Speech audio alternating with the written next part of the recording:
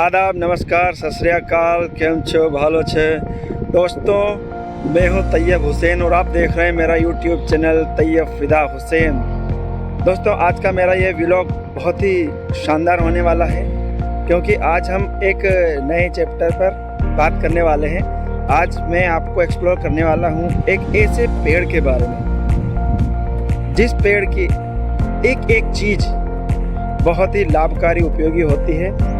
जी हाँ दोस्तों, वो बहुत ही खूबसूरत पेड़ जो है उसके सिर्फ फूल ही नहीं, पत्ते, उसका तना, उसकी जड़ें सभी कुछ बहुत लाभकारी, बहुत गुणकारी और उपयोगी होती है। So welcome to my channel Tayyab Fida Hussain. तो दोस्तों, बने रहिए मेरे यूट्यूब चैनल से, हम इसके बारे में और डिटेल से एक्सप्लेन करेंगे। इसको इराक, अफ़गानिस्तान में गुले टेसू के नाम से पहचाना जाता है और हमारे भारत में टेसू, पलास, ढाक और कुछ क्षेत्रीय भाषा में खाकरा, खाकर आदि नामों से जाना जाता है। दोस्तों, इसको फायर ऑफ फॉरेस्ट के नाम से भी जाना पहचाना जाता है। ये पलास, गुले टेसू बड़े कमाल का दरख्त है।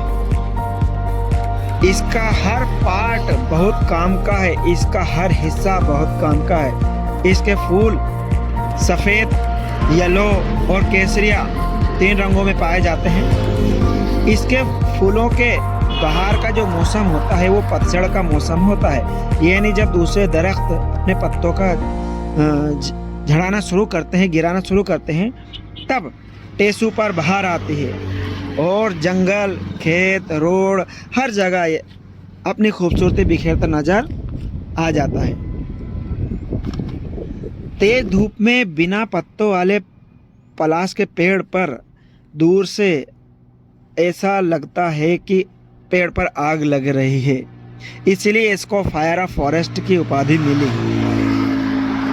दोस्तों, इसके यूजेस यानी उपयोग की बात करें तो सबसे पहले हम फ्लावर की बात करते हैं। इससे केसरिया रंग, सबसे पहले तो इससे केसरिया रंग बनाया जाता है। पुराने ज़माने में लोग कच्चे रंग होली खेलने के लिए इस्तेमाल करते थे और टेसू के फूल से ही बनाते थे। ये रंग 1-2 दिन में वापस निकल भी जाता था, इसको कच्चा रंग भी कहते थे। और इसके और भी बहुत सारे उपयोग हैं। इससे हम डायबिटीज़ को कंट्रोल कर सकते हैं, कोलेस्ट्रॉल कम कर सकते हैं, कंट्रोल कर सकते हैं कोलेस्ट्रॉल को। फीवर, यदि हमको बुखार आती है तो भी हम इसका उपयोग करके इसका काढ़ा बनाकर हम बुखार से निजात पा सकते हैं। पाइल्स जैसी बीमारी से भी हम इस को ठीक कर सकते हैं। लिप्रेसी को भी इससे कंट्रोल किया जा सकता है।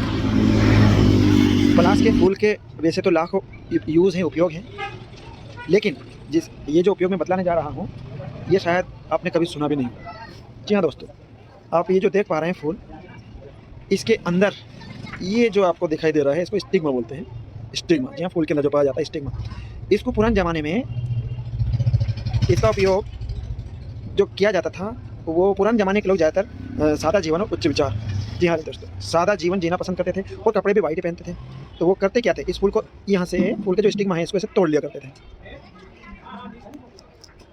ऐसे इस तरह से तोड़ लिया करते थे। तोड़ने के बाद में ज़्यादातर डिज़ाइन जो बनाते थे, जेब, आगे का जो जेब होता है पॉकेट, वहाँ पर इसको ऐसे रखते थे, उस पर डिज़ाइन बनाते थे। इसको ऐसे रखते थे और ऐसे जोर से दबा देते थे, कपड़े को डबल करके इस तरह से दबा देते थे, फूट जाता था। फूटने के बाद में कपड़े पर एक अलग ही डिज़ाइन बन जाती थी, जो कि कुछ दिनों तक रहती थी और अपने आप ही फिर वो मिट जाती थी।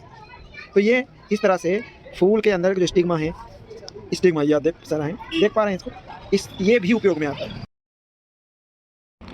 इसकी एक बहुत पुरानी कहावत भी है कि ढाक के 3 पत्ते या खाकरे के वही 3 पत्ते।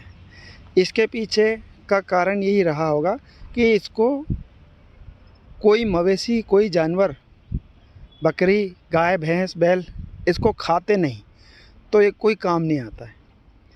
वैसे पुराने ज़माने में शादी ब्याह ऐसा प्रोग्राम होता था कुछ भी, तो वहाँ पर जो खाने की पत्तल होती थी, जी हाँ पत्तल, वो पत्तल इसी से बनती थी, दोने भी इसी से बनते थे। गुले टेसू के बीज या सीड के उपयोग की बात करते हैं हम अगर, तो बहुत उपयोगी है ये भी। इसके बीज को घिसकर पाउडर बना लें और सुबह शाम 3 से 4 दिन अगर हम पानी के साथ में इसको हम यूज़ करते हैं, लेते हैं, तो हमारे पेट में पड़ने वाले कृमि या कीड़े डेफिनेटली बाहर हो जाएंगे। और अगर टेसू के तने या स्टेम की बात करते हैं तो ये भी बहुत उपयोगी होता है। इसकी जो स्किन होती है, यानी इसकी खाल जो होती है, यानी इसकी छाल जो होती है, इसका उपयोग भी हम यदि हमारा पैर, हाथ या कुछ भी कट जाता है तो उस कटे हुए पर हम उसकी छाल को निकाल कर, धोच कर, उसको ठंडे पानी में रख कर थोड़ी देर और उस घाव पर हम रखते हैं तो हमारा घाव बहुत जल्दी से भर जाता है। टेसू का गोंद भी बहुत उपयोगी होता है। टेसू के गम के उपयोग या यूज़ की अगर हम बात करते हैं तो इससे बदहज़मी, गैस, डकार जैसी चीज़ों से बचा जा सकता है। इसकी रूट्स या जड़ों के यूज़ की अगर हम बात करते हैं तो इसकी जड़ें भी बहुत उपयोगी होती है।